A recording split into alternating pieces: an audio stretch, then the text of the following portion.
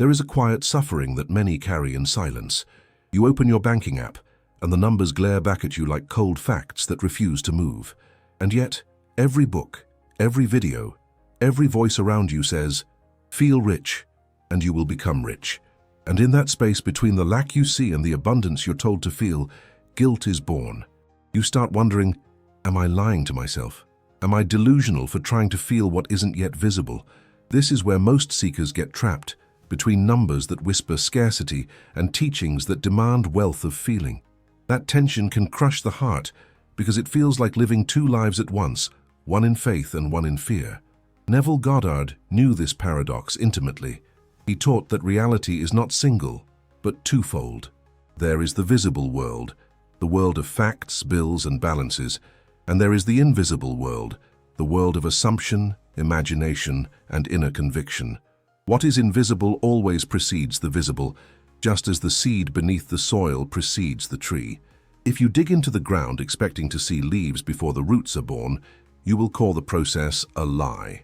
But if you understand that the invisible comes first, you will know that the unseen is not absence. It is creation unfolding. The unseen carries the real wealth, and the visible eventually bends to its command. Science echoes this. Bruce Lipton, through his studies in epigenetics, showed that perception shapes biology. The way you see life does not only influence your mood, it alters your cells, your chemistry, your very biology. Perception writes the code that your body obeys. And if perception of health can rewrite biology, then perception of wealth can rewrite experience. In other words, wealth must be assumed in the unseen before it can crystallize in the seen. Your eyes may not yet confirm it, but your nervous system, your choices, your daily presence, they are already aligning when you accept the invisible as the true starting point. But here lies the cure for feeling poor. You are not meant to deny the facts. You are not asked to stand before an empty fridge and pretend it is full. You are asked to hold two realities at once, the visible and the invisible, without collapsing into despair, to acknowledge what appears in front of you and still choose to feed the reality that lives inside of you. This is not hypocrisy.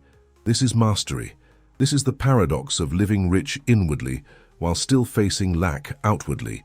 It is the courage to accept that both can exist and the wisdom to know which one is shaping which. For the invisible always reshapes the visible, never the other way around. So in this journey together, you will not be asked to run from your doubts or to cover them with hollow affirmations. Instead, you will learn how to live inside the paradox without fear. You will discover how to breathe into the invisible until the invisible breathes back into your visible life. You will learn that your inner wealth does not depend on what you see, but on what you dare to assume in silence. And when you live from that silence, when you let the seed grow unseen, the facts of your life will have no choice but to rearrange themselves. This is not a trick. This is creation at its most honest. It begins where the world cannot yet see, and it becomes what the world cannot deny. There is a form of poverty that no number in a bank account can reveal. It lives in the way you see yourself when you wake up in the morning. It lives in the words you whisper under your breath when no one is listening. Poverty is not the absence of money. Poverty is the identity that believes it is small, unworthy, fragile, or dependent on proof to exist. When you wear the costume of lack in your imagination, even a sudden inflow of wealth cannot free you, because money cannot cure an identity that secretly believes itself poor. Neville Goddard was clear. Poverty is a state of consciousness, not a bank balance. A man with millions who still feels insecure in his worth is poor, for his consciousness remains bound to fear of loss. Yet a man who holds only $10 but feels the certainty of expansion already walks as a rich being. His inner state carries a vibration that calls forth opportunity, partnership, and flow. The difference is not in their accounts. The difference is in the self-image that guides their decisions, their posture, their faith in tomorrow. Imagine standing in front of a mirror with shabby clothes, yet smiling with the dignity of a king. Now imagine wearing the finest suit while trembling in doubt that it will be stripped away at any moment. Which of these is wealth? Which is poverty? The answer is not in the fabric, but in the assumption of the one who wears it. The fabric of identity is what determines the texture of reality. If you have been chasing numbers, hoping they will one day crown you with the title of rich, pause for a moment. Look deeper than numbers. The crown is invisible, and it is worn by those who dare to call themselves abundant before the outer world gives permission. The hidden poverty is not in your wallet, but in the refusal to see yourself already worthy. And the hidden wealth is the quiet certainty that even when little is visible, everything has already begun inside you. What you see today is not a prophecy of what must come. It is only a delayed reflection of what you once accepted as true. The world in front of you is yesterday's harvest. Each number in your account, each circumstance in your day, each pattern you encounter is nothing more than the echo of an old inner state. To treat the present fact as destiny is to confuse the shadow for the light. It is to believe that the mirror creates the smile, when in truth, the smile creates the reflection. Neville Goddard called this principle simple but radical. The visible lags behind the invisible. What is unfolding around you now is the afterglow of past assumptions. It is old news. To fear your current reality is to anchor yourself in a story that has already expired. To exalt it as permanent truth is to chain yourself to a corpse. The living seed of your future is not what your senses confirm. It is what your imagination dares to hold, even when your senses deny it. This is why the journey feels confusing. You imagine wealth, you feel abundance, and yet the world still shows lack. But this delay is not a denial.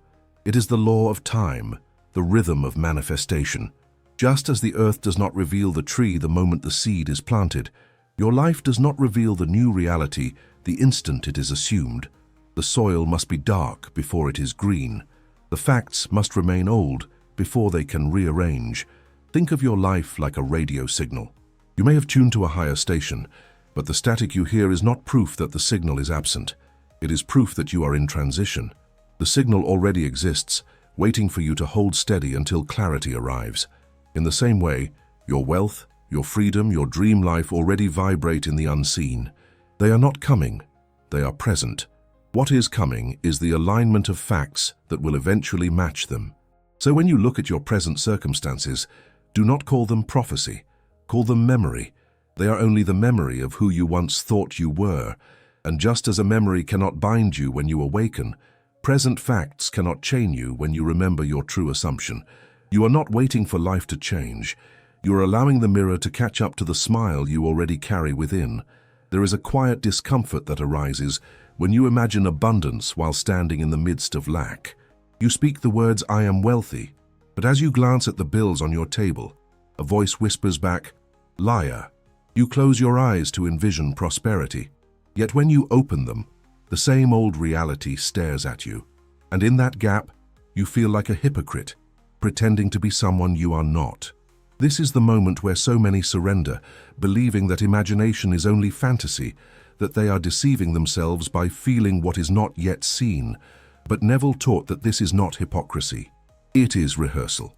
Just as an actor rehearses lines long before an audience applauds, you are rehearsing the identity you are about to embody. The actor does not call himself a liar for speaking words that the stage has not yet presented. He knows the performance comes later, but he must enter the role now. So too with wealth, love, health, or any new state of being. The performance of your life is delayed, but the rehearsal of your inner state is the birthplace of what will appear. When you understand this, the paradox no longer crushes you.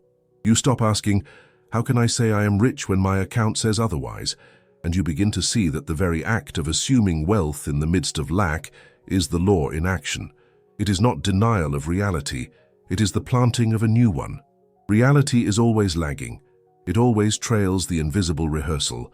What you call hypocrisy is actually the highest honesty, the honesty of knowing that the unseen is the root and the seen is the fruit. Close your eyes for a moment and imagine yourself walking into a room filled with those who already see you as prosperous, confident, and secure. Notice the way your body shifts, the way your shoulders relax, the way your voice carries a different weight. That posture, that ease, that dignity, that is wealth rehearsed. It is not false. It is not a game of pretense. It is you stepping into the only place where true creation begins, within. To feel rich while poor is the paradox that saves you. It frees you from the prison of appearances and places you in the kingdom of assumption. You are not playing make-believe. You are training your inner world to lead until the outer world has no choice but to follow. And in that paradox, you are not a hypocrite. You are the artist of your own becoming. Beware of emotional contradictions. There is a hidden conflict that sabotages many seekers of abundance. You speak the words, "I am wealthy," but inside your chest, fear pounds against the walls of your heart. You repeat affirmations, but your stomach tightens with anxiety as you think of the bills waiting to be paid. This creates an inner noise, a split vibration that confuses the very field in which creation takes place. It is not that the words have no power. It is that the words are being drowned by the louder language of fear. Neville pointed to this truth when he said that feeling is the secret. Not words, not repetition, not empty phrases, but the deep alignment of emotion with assumption. When you affirm riches while secretly panicking over lack, your state is divided. Your imagination plants one seed while your fear waters another. The result is contradiction, and contradiction slows the harvest. Modern science echoes this understanding. Cognitive dissonance, the state of holding two conflicting beliefs, exhausts the brain. It drains energy, erodes focus, and sends mixed signals through the nervous system. In this state, you are not only delaying manifestation, but also weakening your ability to stay consistent in faith. The subconscious listens less to what you say, and more to the emotional current running beneath your words. That current must be stilled before it can carry the wealth identity with clarity. So the cure is not to force louder affirmations or to drown fear with positive thinking. The cure is gentler, quieter. It begins with acknowledging the fear instead of resisting it. When fear is seen and accepted, it loosens its grip. From that place of honesty, you can step into neutrality, a calm inner ground where you are no longer at war with yourself. From neutrality, the assumption of wealth flows with ease.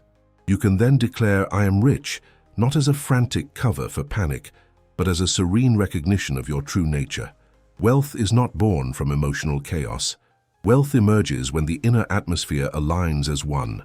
When your thoughts, words, and feelings carry the same frequency, your assumption becomes magnetic. Beware of the contradiction within, for it is often the only barrier between you and the reality that is already waiting to take shape. Wealth is not only numbers, possessions, or transactions. Wealth is first an atmosphere, an unseen climate you carry with you into every room, every conversation, every decision.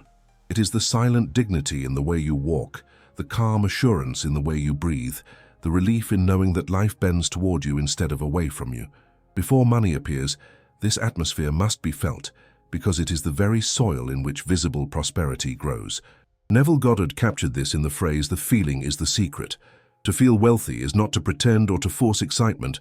It is to embody the inner signals of security, ease, and expansion. It is the quiet exhale after a long burden has been lifted, the sense of relief when you know that everything is already handled. Wealth is not only exuberance, it is composure. It is the atmosphere that whispers, "I belong here. Abundance is my nature. I move with ease." This is not imagination as fantasy. It is imagination as rehearsal for identity. Neuroscience shows us that the brain cannot distinguish between an experience vividly imagined and one physically lived. The emotions generated by inner vision begin to rewire the nervous system, preparing your body to act, decide, and respond from the state you have assumed. In this way, the atmosphere you practice inwardly becomes the posture you embody outwardly. So picture yourself moving through your day as if you were already wealthy. Notice the way your shoulders settle back, the rhythm of your breath deepens, the tone of your voice carries authority without strain. This is not a game of pretending. This is you, stepping into alignment with what already exists in the unseen. By allowing this atmosphere to surround you, you invite the facts of your life to rearrange themselves in harmony with it. Wealth, then, is not summoned by desperate wishing, but by the cultivation of inner climate. If you walk as though prosperity were already your nature, soon the world must reflect it. For the outer world has no choice but to conform to the atmosphere you faithfully sustain within. There is a subtle addiction that keeps many bound to lack, even while they speak of abundance. It is the compulsion to check, to open the banking app, to refresh the screen, to look for signs that what you desire is finally here. Each time you look, a rush of dopamine flickers through your brain, the chemical of anticipation and reward. For a brief moment, you feel the thrill of possibility, but then the numbers remain the same, and the crash follows. The cycle repeats, leaving you more enslaved to proof than anchored in assumption. Neuroscience shows that dopamine is not only about receiving rewards, but also about seeking them. The very act of checking conditions your nervous system to depend on external confirmation. Instead of allowing imagination to be the fountain of reward, you train your brain to crave validation from facts. The more you indulge this habit, the more you weaken the creative authority of your inner world. You become a servant of appearances, forever waiting for the mirror to move before you dare to smile. Neville's teaching dismantles this trap. He taught that assumption itself is the true cause. The inner state, once claimed and felt as real, inevitably reshapes the outer world. To constantly check is to doubt the seed, digging it up every day to see if it has sprouted. The soil cannot yield under such disturbance. The harvest requires trust in what cannot yet be seen. The cure is not suppression but redirection. Shift the reward system from facts to imagination. Let the surge of pleasure come not from numbers on a screen, but from the vision within your heart. Each time you feel the thrill of already being secure, already being prosperous, already being free, you are retraining the brain to celebrate the unseen as truth.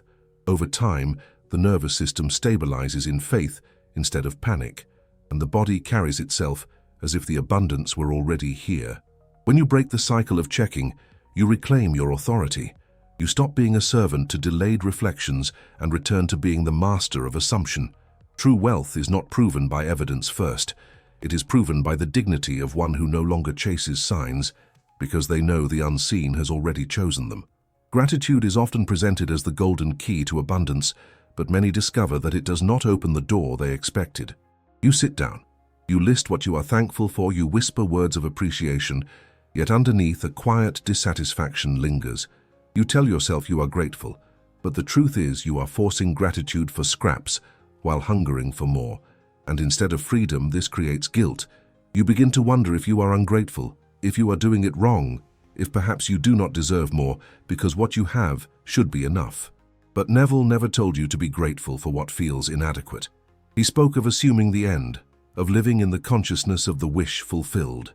Gratitude is powerful, but only when it springs from the recognition of completion, not from the pressure to pretend that less is enough.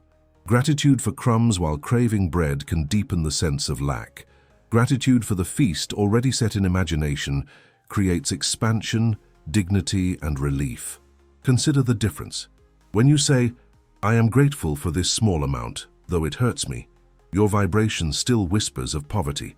But when you close your eyes and declare, "I am grateful for the fullness already mine in the unseen," your nervous system softens into abundance. Your breath steadies, your heart widens, your posture shifts. The body does not know the difference between a vividly imagined feast and a physical one. It responds with the chemistry of satisfaction, and that chemistry itself becomes the magnet for greater evidence. So the key is not gratitude for what feels empty. The key is gratitude for what already exists in imagination, what already lives in the invisible. It is gratitude for the reality you have claimed as true, even before the mirror reflects it. This gratitude is not forced. It is natural, because it is rooted in the recognition that your creation is already finished in the unseen. Gratitude alone does not work if it binds you to scarcity. But gratitude aligned with assumption transforms you. It shifts you from clinging to what is into resting in what already is in consciousness. And from that state, wealth, opportunities, and harmony are drawn as surely as the reflection follows the smile. The three-step mental model for the dual reality. To walk in the paradox of manifestation is to live in two worlds at once. One is the visible, with its facts, numbers, and appearances. The other is the invisible, with its assumptions, feelings, and inner truths. Confusion arises when you try to deny one or cling only to the other. But when you learn to hold both with wisdom, creation becomes natural. This is where the mental model of dual reality becomes the compass to navigate the unseen until the seen obeys. The first step is to accept present facts without judgment. What appears today is not a curse, nor a prophecy, nor a verdict on your worth. It is simply yesterday's harvest, the delayed echo of old assumptions.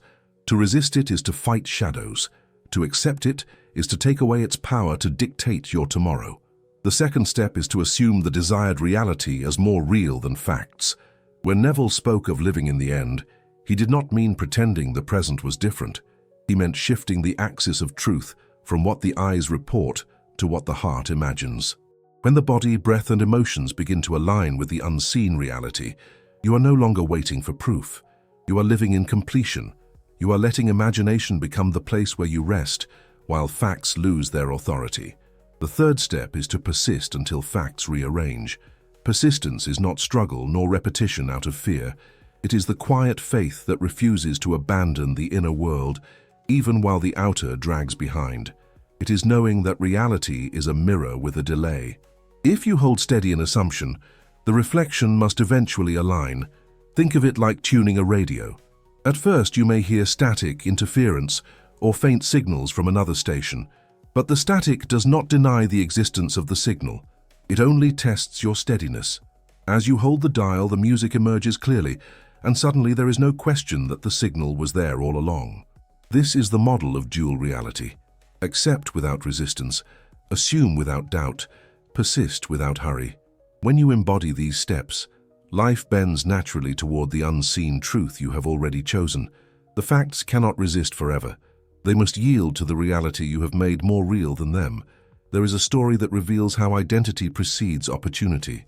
An entrepreneur buried in debt and surrounded by the noise of creditors felt the crushing weight of failure pressing in from every side. The facts were undeniable. His accounts were empty, his business collapsing, his reputation slipping away. Yet in the midst of this visible ruin, he chose a different seat of power. Each day, in the quiet of his imagination, he entered boardrooms not yet real. He walked with investors who were not yet there. He shook hands, presented ideas, and felt the atmosphere of support and funding as though it had already happened. To the outside world, this looked like fantasy, a desperate escape from reality. But within him, something far greater was taking shape. His nervous system began to adapt to the identity of one who was trusted, funded, and expanding. His posture changed. His words carried a quiet authority. Even as bills piled up, his inner world rehearsed the atmosphere of success. And because identity always precedes opportunity, the outer eventually had to bend. Within months, invitations appeared, introductions unfolded, and the very investors he had already welcomed in imagination became flesh and blood allies in his journey. What does this reveal? That the visible was never the cause. The bankruptcy was not the prophecy. It was simply the delayed reflection of old assumptions. But once he claimed the inner reality of being an investor-backed leader, the facts were forced to rearrange. The new harvest was born from the new seed of self-image. This is the power of assumption lived without compromise.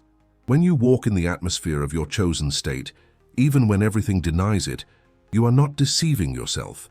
You are establishing the root from which new fruit must grow. Facts do not bow to hope or wish. They bow to identity. And when your identity is secure, the opportunities that once seemed impossible arrive, as if they had been waiting for you all along. Many believe that true wealth must feel euphoric, that abundance should sweep you into waves of excitement, that prosperity is proven by constant highs. But this is a misunderstanding that keeps wealth feeling like fantasy rather than identity. In truth, real richness does not feel like an endless celebration. It feels neutral. It feels natural. It feels like breathing. Neville pointed to this when he explained that the state of the wish fulfilled is not about forcing ecstasy, but about resting in normalcy. If it still feels like a dream too good to be true, then the identity has not yet settled. It remains outside of you, as something you hope to reach one day. But when wealth feels ordinary, when it is no longer a mountain peak but the ground beneath your feet, then it has taken root. Think of it this way. A person who has always had a roof over their head does not wake up each morning in wild gratitude that the ceiling is still above them. They simply live under it, knowing it is natural. In the same way, when you have assumed wealth as identity, you do not need to generate emotional fireworks each day.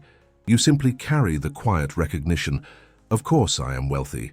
Of course abundance flows. Of course I am secure. This neutrality is not boredom. It is stability. It is the sign that the state has moved from imagination into embodiment. It is no longer something you are trying to feel. It is something you already are. And from this subtle ground, opportunities, resources, and connections flow easily, not because you chase them, but because they match the calm frequency you emit. The little discussed secret of manifestation is that true wealth feels ordinary once it is yours. Not exaggerated, not distant, not fragile, ordinary. And in that ordinariness lies the deepest power. For when wealth feels normal to you, it has no choice but to become normal in the facts of your life. Every journey of manifestation brings us to a decisive threshold, a place where belief is tested and where patience often trembles. You have imagined abundance, you have rehearsed the state of wealth, yet the outer world still lingers in contradiction. The temptation here is to give up, to call the teaching an illusion, to let visible lack dictate your inner truth. But this is precisely the moment where faith must deepen. Neville Goddard's message has always been that the world outside is not independent. It is not the cause. It is not the source of your fate. It is the reflection of what you persistently assume within. To feel rich when your senses argue otherwise is not foolishness. It is the highest creative act. The paradox of manifestation is not meant to be avoided. It is meant to be lived. To stand in the middle of lack and still claim fullness is the work of the awakened imagination. The mind rebels, the body trembles, yet the soul knows. For the outer world is a delayed echo, a photograph of who you were yesterday. And photographs do not define your future. They are only reminders of past assumptions. When you remember this, the power to create returns to you instantly. Science confirms what mystics have always known. Bruce Lipton's research into biology revealed that perception alters reality at the most intimate level. A cell responds not to the external environment, but to the way it is interpreted through belief and perception. If perception can heal the body, then perception can certainly shape a life. When you perceive yourself as secure, capable, and abundant, your biology obeys. Your body relaxes, your breath deepens, your decisions shift from desperation to clarity. This new internal chemistry influences how you speak, how you act, how others perceive you. In short, perception rearranges opportunity, and opportunity rearranges the world. Neville often compared reality to a mirror. You stand before it frowning, and the reflection frowns back. You smile, but the reflection does not change immediately. For a moment, it still carries the memory of your frown. But if you hold the smile, if you persist without collapsing into doubt, the mirror bends and the reflection catches up. This delay is not a denial. It is the law of time at work. Reality must catch up to what you embody, and it always does. The question is not whether the mirror will obey, but whether you will hold the smile long enough to see it. This is why persistence is not struggle. It is trust. It is not the frantic repetition of affirmations, but the calm confidence that the unseen is more real than the seen. Persistence is the art of resting in the end without demanding instant proof. It is the quiet courage to say, "I already am," while the facts still whisper, "Not yet." The world calls it delusion, but in truth it is the only form of honesty, because the invisible always precedes the visible. Money, then, is not the final destination. It is only the doorway through which you awaken to your own creative authority. To stop at money is to mistake the shadow for the source. For the true treasure is the self that no longer waits for proof, the self that no longer kneels before circumstances, the self that has remembered its own nature as creator. When you claim this self, you realize that wealth is not something you chase. Wealth is something you emanate. It is the atmosphere of your being, and facts must eventually conform. So let this be the closing truth whispered into your heart. Stop waiting for the numbers to change before you feel secure. Stop waiting for the opportunity to appear before you walk in confidence. Stop waiting for the mirror to smile before you dare to smile first. Claim richness now, not as something to be earned, but as the nature of who you are. Live inside the paradox until the facts bow to it, and they will. For the outer world is faithful, always bending to the state you persist in. In the end, what you seek is not money but freedom, not possessions but power, not proof but remembrance. And as you embody this truth, you will see that you were never waiting for abundance to arrive. Abundance was always waiting for you to stop doubting, to stop searching, and to finally rest in the richness of your own being.